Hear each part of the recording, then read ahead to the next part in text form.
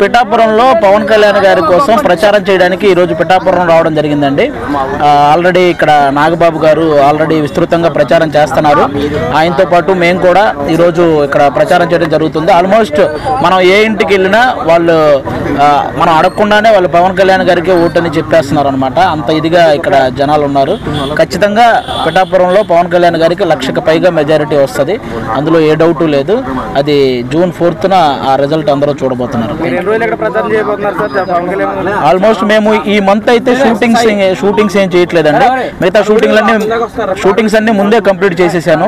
ఈ month only Pawan Kalyan గారికి support గా ప్రచారం చేయటం, అలాగే ఆయన నిలబెట్టినటువంటి ఆ 21 మంది వాళ్ళ దగ్గరికి కూడా వెళ్ళి ఆ నియోజకవర్గాల్లో వాళ్ళకి సపోర్ట్ గా ప్రచారం చేయటం, ఇదే ఈ మంత్ అంతా. వన్స్ ఎలక్షన్ అయిపోయిన తర్వాతే మా షూటింగ్ కూడా అండి. అంతే.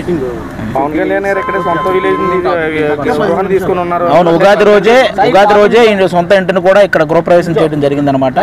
కాబట్టి ఇంకా ఆల్మోస్ట్ అంటే బేసిక్ గా ఇంకా ఎక్కడి నుంచో నిధులు వస్తాయని, అలాంటి ఏదో నిధులు లేట్ అయితే కూడా ఇక్కడ ఆలోచించాల్సిన అవసరం లేదు. ఎందుకంటే పవన్ కళ్యాణ్ గారు తన సొంత డబ్బుతో కూడా అభివృద్ధి చేయగల సమర్థుడు అనమాట. అలాంటి వ్యక్తిని గెలిపించుకుంటే పిఠాపురం నియోజకవర్గం గురించి ప్రపంచంలోని తెలుగు వాళ్ళంతా మాట్లాడుకుంటారు, దీని అభివృద్ధి గురించి.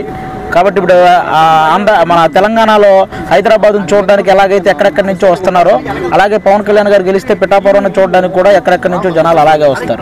అంత ఇదిగా సినీ పరిశ్రమ నుంచి ఎవరైనా ప్రచారంలో పాల్గొనే అవకాశాలు ఉన్నాయా సార్? కంపల్సరీ అండి. పవన్ కళ్యాణ్ గారికి సపోర్ట్ గా ప్రచారం చేయడానికి చాలా మంది రెడీగా ఉన్నారు.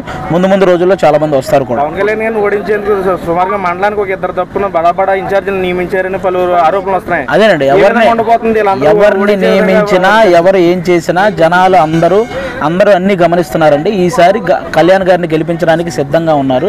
అందులో ఏ డౌటు లేదు. ఆ దత్తాత్రేయ స్వామి దగ్గరుండి పవన్ కళ్యాణ్ గారిని గెలిపించుకుంటారు.